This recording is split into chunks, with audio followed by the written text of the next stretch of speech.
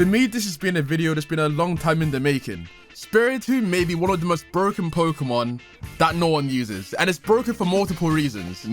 Mainly one that involves a game mechanic that no one knows about, and we'll get into that very soon. But I'm gonna take a long shot and assume that you don't know that much about Spiritomb, so I'm gonna explain why I like using it so much. Ever since Generation 9, Spiritomb's been able to get access to the move Trick Room, and since that buff, it's become a great Trick Room setup because it's immune to the most common ways of shutting down Trick Room. For example, Fake Out doesn't work against it because it's a Ghost type, and Prince the Toad and Encore don't work on it either because it's a Dark type. The only Pokemon that's really able to do this apart from Spiritomb itself is Farigiraf, but Spiritomb's also able to learn Will-O-Wisp, which is something that Farigiraf can't do, and straight up half in physical damage is something that's never going to age. And speaking of damage, Spiritomb doesn't take anything. It's extremely bulky, and if we take a look at its stats, they're sort of misleading because you wouldn't think that Spiritomb would be as tanky as it is, but gaming with Spiritomb is very difficult, especially with Will-O-Wisp halving the opponent's attack. Now to talk about Spiritomb's abilities, it's able to have either Pressure or Infiltrator, and either one's decent. Pressure's really good because a lot of moves got a significant power point nerf coming into Pokemon Champions, and Infiltrator allows you to go through Substitute and bypass screens as well, including Aurora Veil, which does come in quite clutch. Personally, I prefer Infiltrator, but again, you could use either or, and it wouldn't really matter. At this point, I've said a few reasons as to why Spiritomb is good, but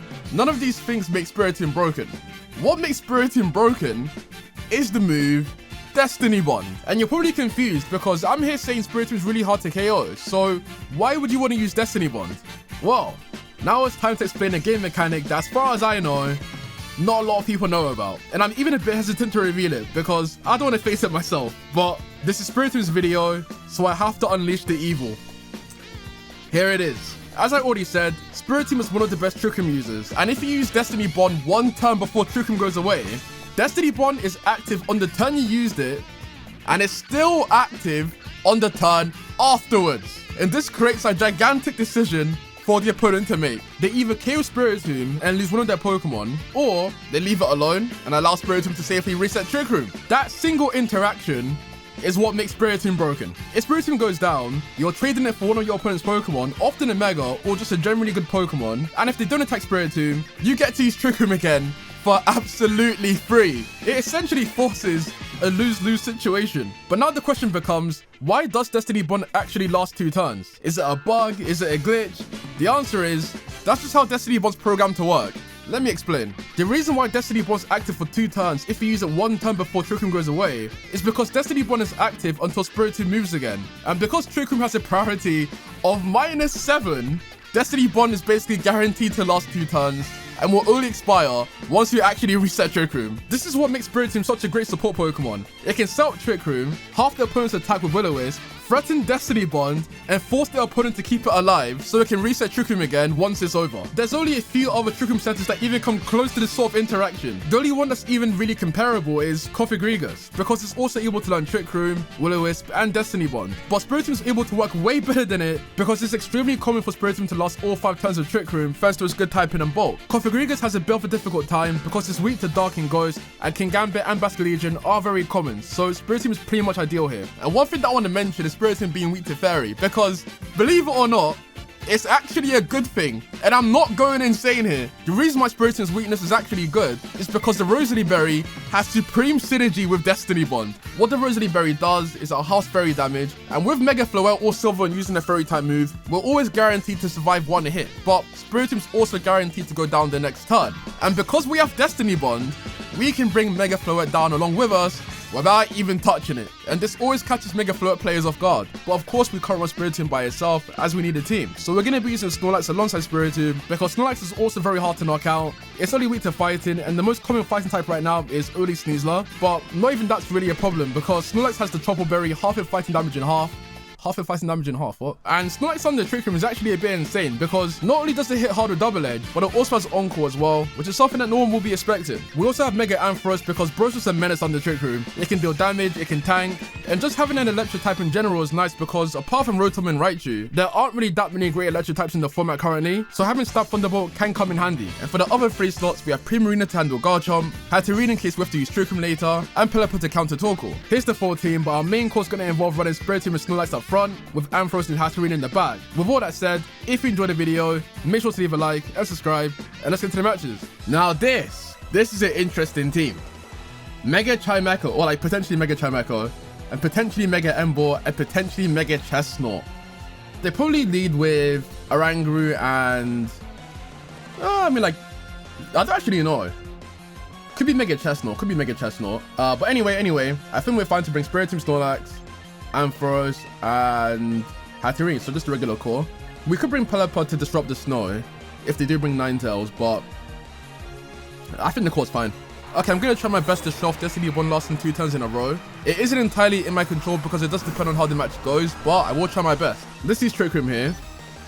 And then with Snorlax, we'll just use Protect. In case they use Body Press or just like any fighting type move onto Snorlax. So this is Mega Chimecho. I don't know what the idea here is, but I suppose all Chestnut really needs is just Iron Defense and Body Press. So I guess you could get away with just running the regular Chestnut. They use Psychic onto Snorlax. We are protected. Drain Punch as well, yeah. Okay, and there's Trick Room. What we'll do here is use Will-O-Wisp onto Chestnut. And with me knowing that they're going to use Drain Punch, I feel like we just go into Hatterene. Yeah, like, this makes no sense. We go into Hatterene, we use Dazzling Gleam next turn, Dark Pulse onto Chimecho, and yeah. They swap out Chimecho, and go into Ember. This is the most off-meta team I've ever faced. The thing about using off-meta is though, I don't know what they're going to do. They could do anything, and I would have no idea. Drain Punch should do nothing here. Yeah, I think we just Dark Pulse onto Ember, might as well. And then Dazzling Gleam. They swap out Chestnut and go into Sylveon. Sylveon. Guess what? Sylveon is a victim of Spiritomb because we have Destiny Bond. Dark Pulse doesn't do anything, but do we flinch? We do. We'll take that. Okay, Trick Room's up for 2 more turns, which is actually perfect. So like the turn after we'll use Destiny Bond, and it'll last for 2 turns. I mean, to be fair, I mean, like we might as well just use Will-O-Wisp onto Sylveon, and then Psychic onto Ember. They swap out Ember, then go into Chimecho. Okay, Psychic won't do anything here. Yeah, Chimecho eats that. Will-O-Wisp does land. Do they use Hyper Voice here? Yep, Hyper Voice. Rosalie Berry, so we take 1. And then next turn, we use Destiny Bond. And yeah, Sylveon goes down. And with Hatterene, we'll just use... Probably Protect here. Chimecho uses Protect. There's Destiny Bond. I know you want to use Hyper Voice. I know you do. Spiritomb has claimed this first victim. Let's go into Ampharos. They go back into Ember. One thing to bear in mind is that Trick Room is gone here, but that's fine. We just use Thunderbolt onto Ember, and then try to reset up Trick Room again. Probably. Drain Punch. Ampharos takes it. Flash Cannon. Okay, Hatterene goes down. Does our opponent win? Do they win? I don't know. Thunderbolt. Ember does go down. We have only Snorlax left here. Chestnut comes out. Okay. I think what we do is we Thunderbolt onto Chimecho and Crunch as well. I mean, yeah. They use Psychic. Ampharos barely takes it. Wood Hammer. Okay, Ampharos doesn't take that. Oh, it does. Thunderbolt. Chimecho's in the red. Crunch. And it goes down. And I think that's it. We use Dragon Pulse. And then we just Double Edge. They use Drain Punch onto Ampharos. It goes down. I don't think they can win a 1v1 with Snorlax here. It's just too bulky. Plus they're burnt. Okay, there's Double Edge. Yeah, I think that's the match. We use it again.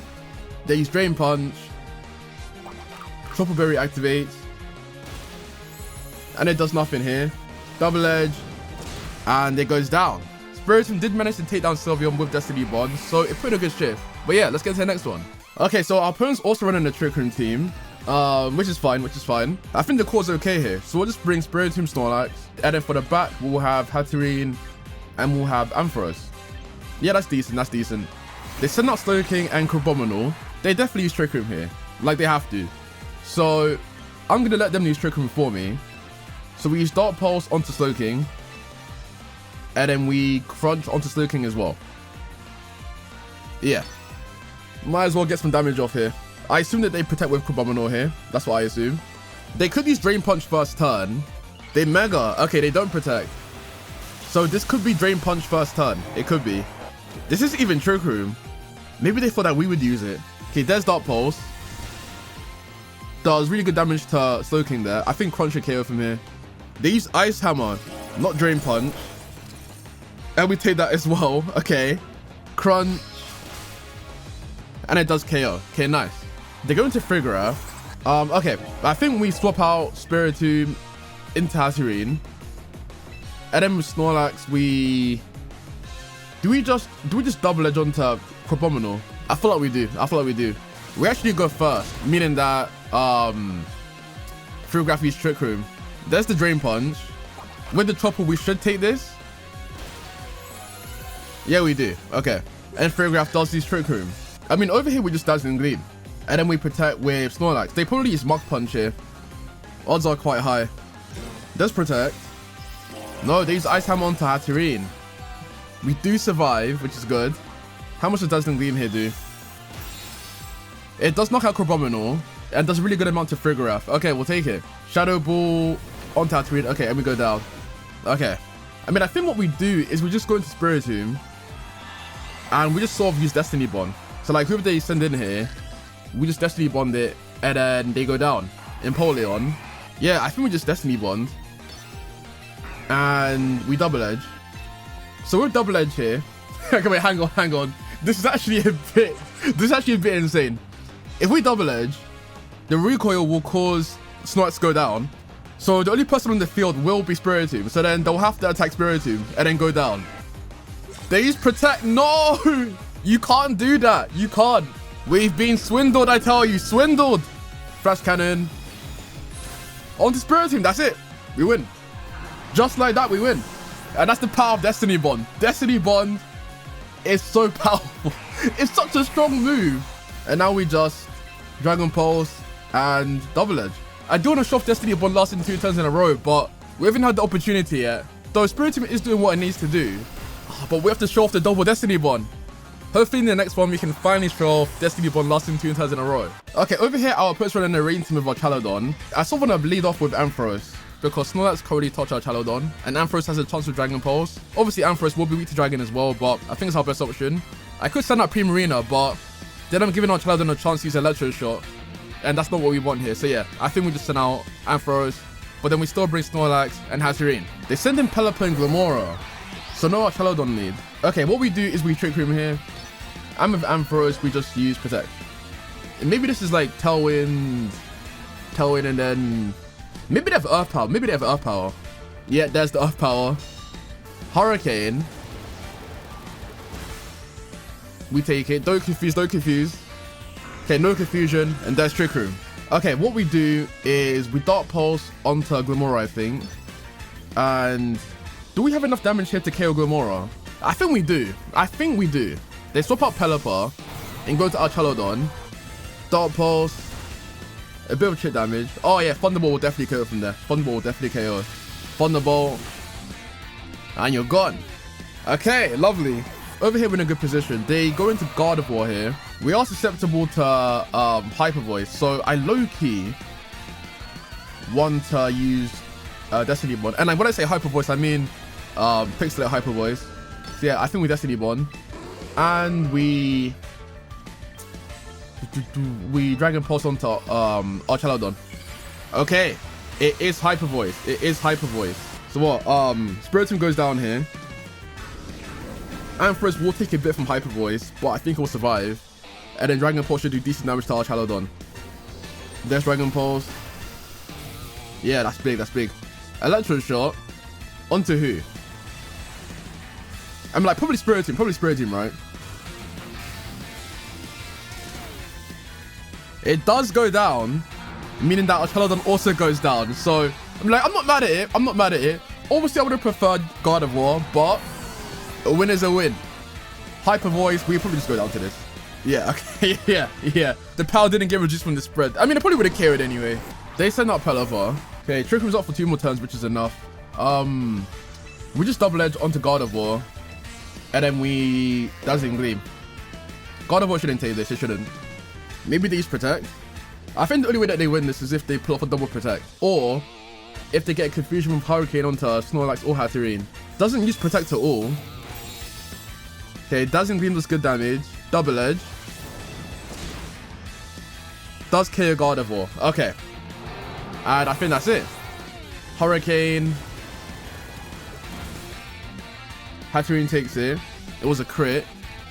And it doesn't confuse. And now we just Double Edge and we Psychic. And yeah, that's it. We didn't get to show off the double Destiny Bond, but I literally use Spiritomb in every single one of my videos. In fact, I should have a video coming out soon that involves Spiritomb again, so it's definitely going to happen soon. But let me guys know what you think about Spiritomb in the comments, and I'll see you in the next one.